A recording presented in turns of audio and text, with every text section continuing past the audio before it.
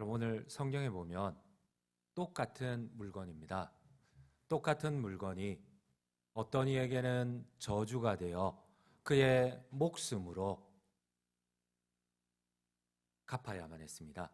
근데 똑같은 물건이 다른 사람에게는 그뿐만 아니라 그의 가족 전체가 자손이 복을 받는 축복의 통로가 되었습니다.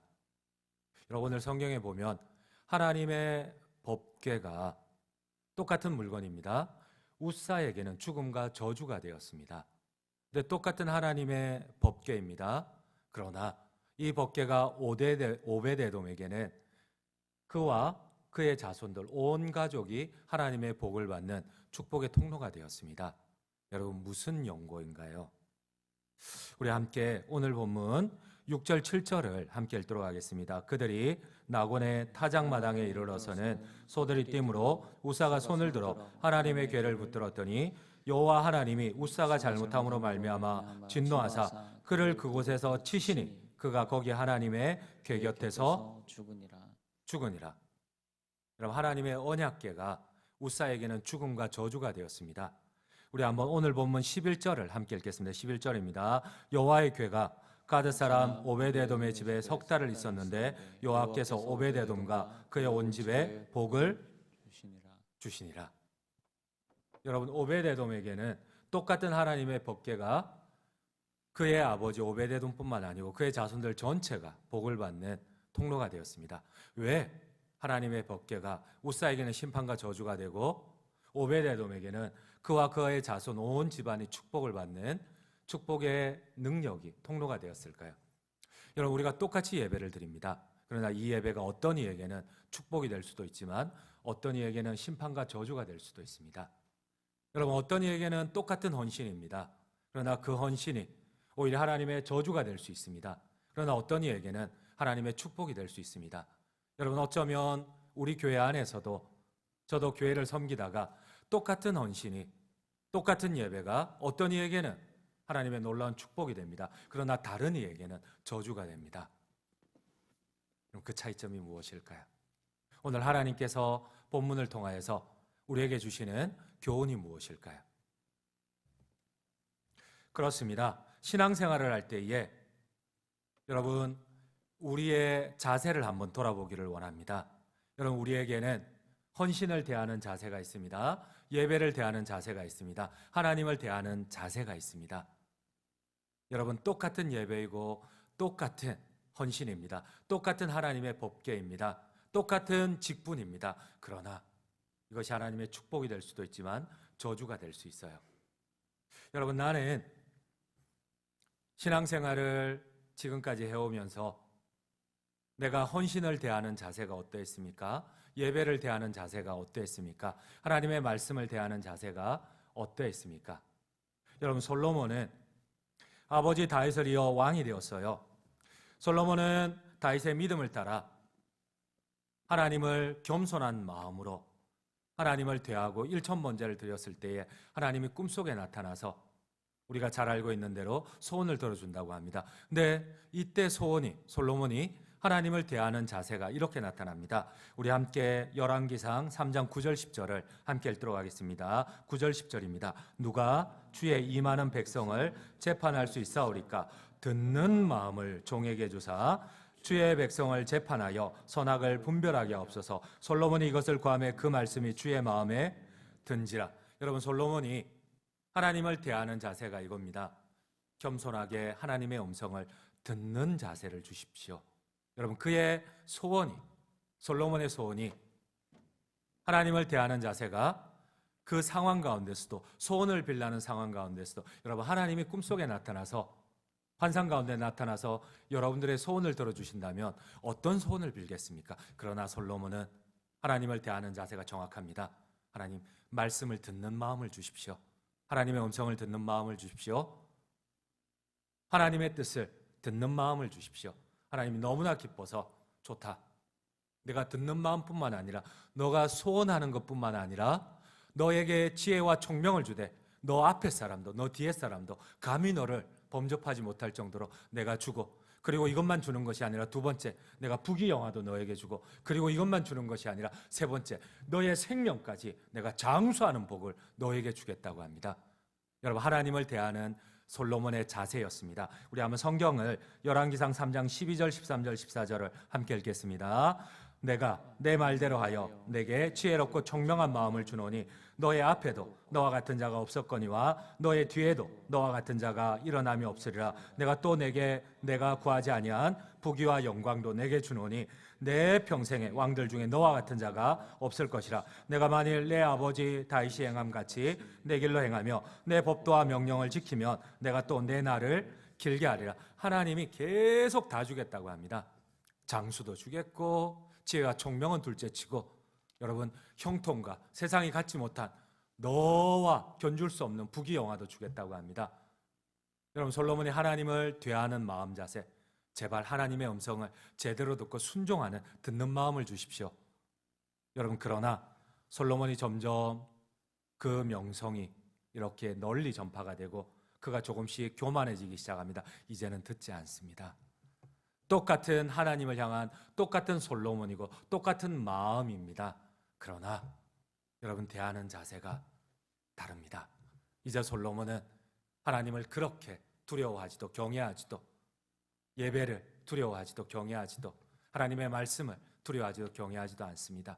결국은 솔로몬으로 인하여서 이스라엘은 남북으로 쪼개어지고 그가 섬기는 그 모든 이스라엘 백성들을 멸망으로 몰고 가고, 그뿐만 아니라 자기 집안이 완전히 멸망하게 됩니다. 여러분, 우리는 똑같이 예배드리고 똑같이 헌신하고 똑같이 참여하지만 혹시나 여러분, 나의 대하는 자세는 어떠합니까? 아이러니합니다. 똑같은 법궤가 어떤 이에게는 죽음과 저주와 심판이 되고 어떤 이에게는 온 집안이 복을 받는 축복이 됩니다. 여러분, 웃사의 잘못이 무엇입니까? 여러분, 웃사가 하나님을 대하는 자세는 무엇입니까? 여러분, 하나님의 현현의 상징물이 법궤입니다. 이 법궤 위에는 두 그룹이 있고 그 지성소에 시온자에 하나님이 지성소처럼 자정하는 곳입니다. 그러나 웃사는 이 법궤를 대하는 자세가, 여러분, 어쩌면 우리가 예배를 대하는 자세가, 여러분, 웃사는 하나의 그냥 나무 상자일 뿐입니다.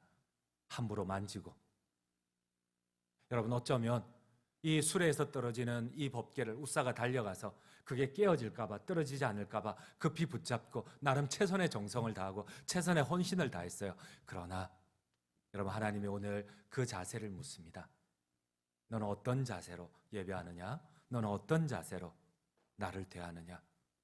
여러분, 결국 웃사는 제사장이었지만 오히려 하나님의 법궤가 수레에서 떨어져서 깨어지는 것을 막았지만, 그러나 결국은 하나님의 저주로, 하나님의 심판으로 웃사는 자신의 생명으로 대신해야 했습니다. 하나님께서는 우리에게 계속 우리가 하나님을 대하는 자세를 가르쳐 줍니다. 예배를 대하는 자세를 가르쳐 줍니다. 헌신을 대하는 자세를 가르쳐 줍니다. 그러나 여러분, 내가 어느덧 1년이 지나고 2년이 지나면 예배를 대하는 자세가 달라집니다. 내가 직분을 대하는 자세가 달라집니다. 내가 헌신을 대하는 자세가 달라집니다. 하나님을 대하는 자세가 달라집니다. 하나님께서는 여러 차례 하나님을 대할 때 여러 번 경고를 했습니다. 하나님의 법궤를 대할 때 여러 번 경고를 했습니다.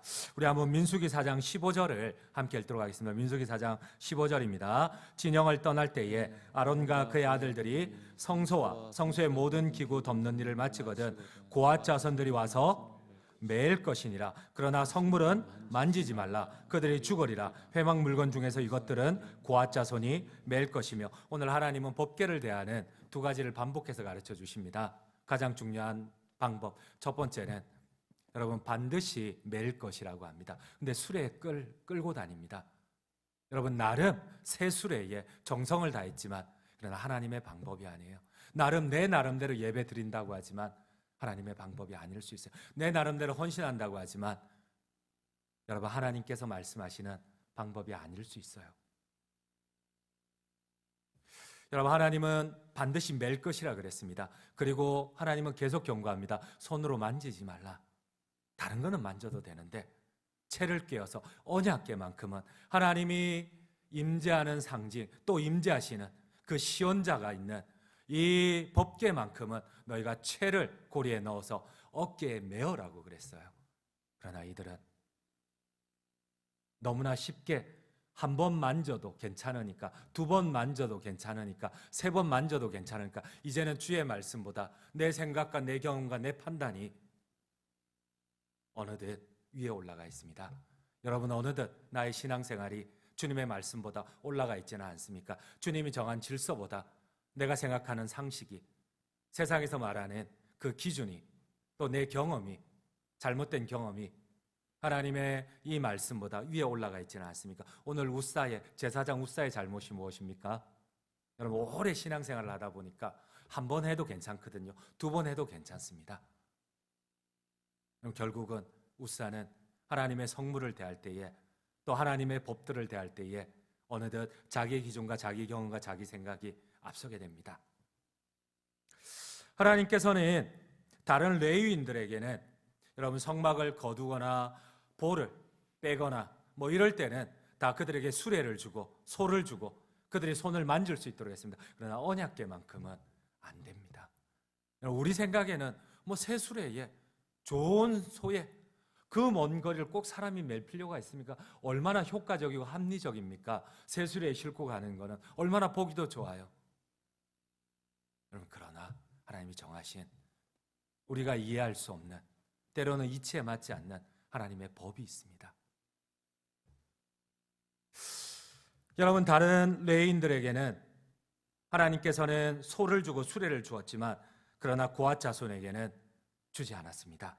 고앗 자손은 우리 한번 민수기 7장 8절 9절도 함께 읽도록 하겠습니다. 7장 8절 9절입니다. 무라리 자손들에게는 그들의 직인대로 수레넷과 소 8마리를 주고 제사장 아론의 아들 이다말에게 감독하게 하였으나 고앗 자손에게는 주지 아니하였으니 그들의 성소의 직임은 그 어깨로 매는 일을 하는 까닭이었더라. 여러분, 우리의 가장 큰 실수가 무엇입니까? 어느덧 내가 하나님의 말씀도 잘 모르고 세상의 가치관에 너무, 세상의 세계관에 너무 우리가 익숙하다 보니까 여러분, 교회 안에서도 계속 상식을 가지고 하나님의 질서를 잡으려고 합니다. 판단하려고 하고. 여러분, 우리가 하는 실수가 무엇입니까?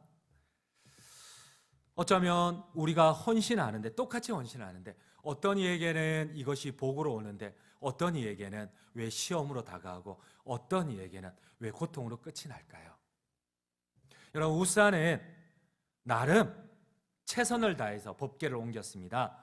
어쩌면 다윗 시대의 황소가 끄는 수레는 어깨로 여러분 수십 리길을 간다는 것은 이것처럼 불합리하고 비합리적인 게 없어요. 여러분, 어깨에 맨다는 거, 그 무거운 법궤를, 이거 비합리적이에요. 어리석은 짓이에요.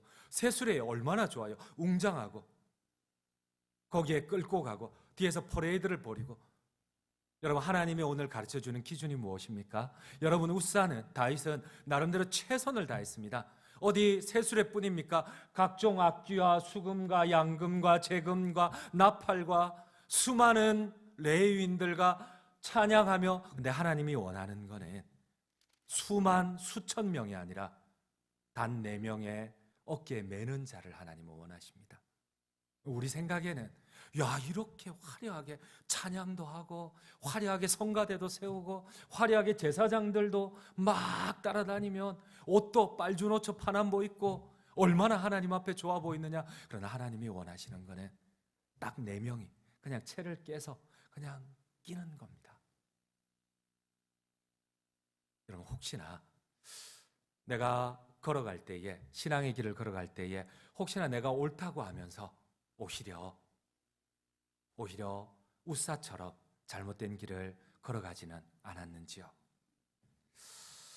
다윗과 우사는 하나님을 섬기려는 열심이 대단하였습니다. 오늘 성경이 이렇게 얘기를 합니다. 새 수레를 만들었다고 합니다. 이 언약궤를 가지고 가기 위해서 새 수레를.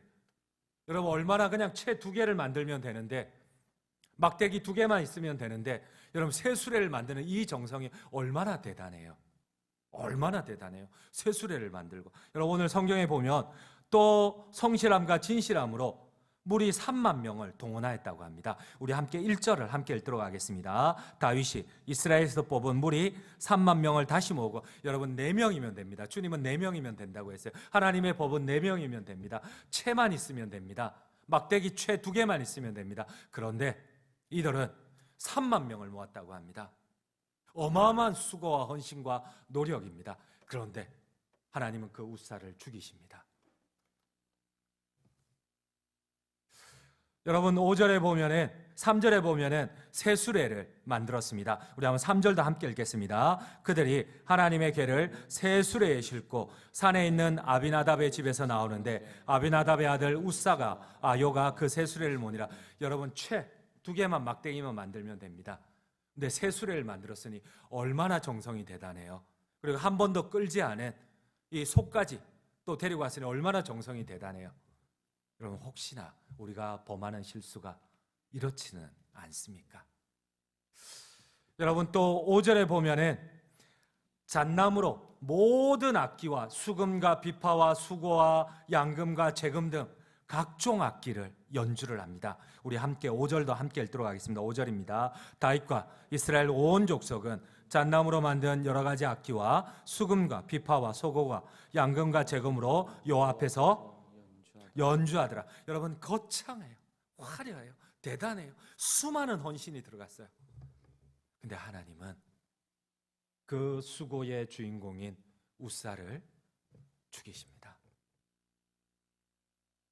아마 우사는 평생 하나님의 언약궤를 함부로 대했겠죠. 그러나 그날은 온 이스라엘이 하나님 앞에 하나님의 법을 보는 날이고 하나님의 법을 세우는 날입니다. 하나님께서는 그 마지막 날에는 참지 않으셨다는 겁니다. 모든 이들이, 모든 공동체가 여러분 우사처럼 하나님을 대적할 수는 없잖아요. 하나님 우사 하나가 잘못할 때는 어쩌면 하나님은 10번이고 100번이고 참았는지 모릅니다. 그러나 오늘 이스라엘 전체가 하나님의 말씀 앞에 이 언약궤를 모시고 오는 날입니다. 여러분 창세기 4장 5절에 보면 가인의 정성 어린 제사가 나옵니다.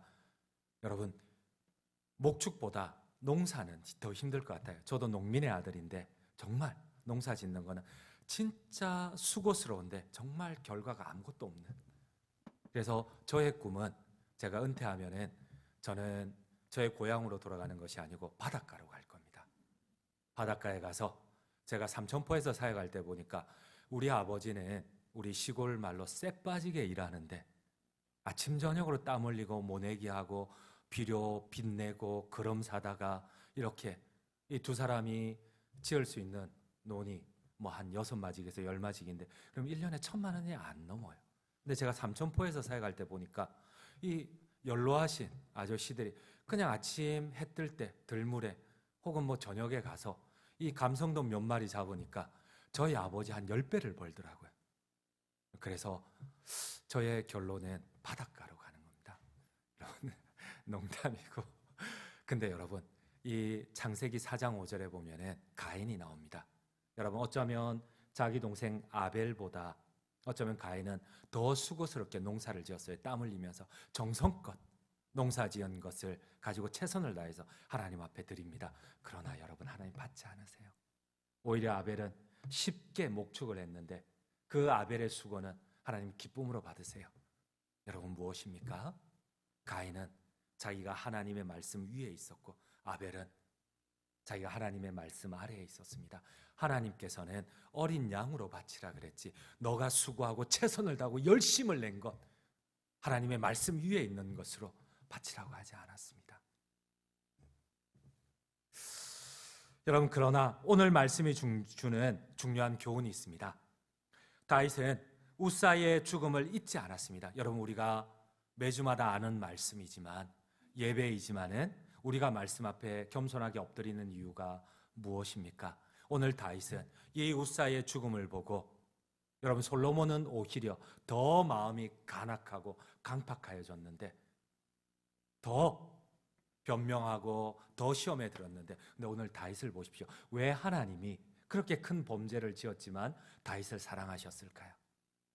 여러분, 다윗은 자기의 잘못을 알자 바로 분이 나지만은, 그러나 바로 그 하나님의 경고 앞에 무릎을 꿇고 고개를 숙이고 바로 순종의 모드로 들어갑니다. 여러분, 이거는 정말 쉽지 않습니다. 우리 함께 오늘 본문 8절 9절을 함께 읽도록 하겠습니다. 8절 9절입니다. 여호와께서 우사를 치심으로 다윗이 분하여 그곳을 베레스 우사라 부르니 그 이름이 오늘까지 이르니라. 다윗이 그날에 여호와를 두려워하여 이르되 여호와의 괴가 어찌 내게로 오리오 하고. 여러분, 베레스 우사, 그 지명 자체를, 하나님이 치신 우사를 죽이신 그곳을 지명을 베레스 우사라 부르며 비록 화가 나고 분노가 나고, 여러분 그렇지 않겠어? 다윗도 최선을 다해서 나름 하나님을 위하여서 새수레도 만들고 잣나무로 각종 악기와 이 3만 명과 프레이드를 벌였으니까 얼마나 많은, 여러분, 다윗이 노력을 했겠어요. 뭐 한 달 고민을 했을 것 같아요. 야, 앞에는 뭐 제사장 그룹이, 야, 둘째에는 막 찬양하는 그룹이, 성가대도 막 이런 옷들도 입고 막 가운도 이렇게 하자야 이러면서 한 3만 명을 이렇게 착착착착. 여러분, 한 3만 명이 동원되려면 준비하는 시간이 얼마나 걸릴까요? 여러분, 그렇게 했는데 얼마나 다윗도 화가 나겠어요. 그런데 가만히 보니까 다윗이 놓친 것이 무엇입니까? 여러분, 주님께서 만만의 제사와 천천의 기름을 좋아하시겠느냐? 그분의 말씀에 순종하여 그분을 두려워하여. 오늘 성경에는 이 다윗을 통해서 두 가지를 가르쳐 줍니다. 하나님 경외하는 것과 하나님 말씀에 순종하는 겁니다. 결국 다윗이 이렇게 했을 때에, 하나님 두려워하기를 배웠을 때에, 하나님은 오늘 본문의 마지막을 저주와 심판으로 끝내지 않고 온 이스라엘의 축복으로 끝을 맺습니다. 아멘이십니까? 우리 이 말씀을 기억합시다. 여러분, 오늘 하나님을 두려워하기를 배웠을 때에, 하나님의 법에 순종하기를 배웠을 때에 똑같은 법궤가 마지막 결론을 이뤘습니다. 온 집과 모든 소유에 넘치는 복을 받으니라. 아멘이세요? 우리 함께 마지막 11절을 함께 읽도록 하겠습니다. 여호와의 궤가 가드 사람 오베데돔의 집에 석 달을 있었는데 여호와께서 오베데돔과 그의 온 집에 복을 주시니라. 여러분, 다윗이 오늘 배운 것이 무엇입니까?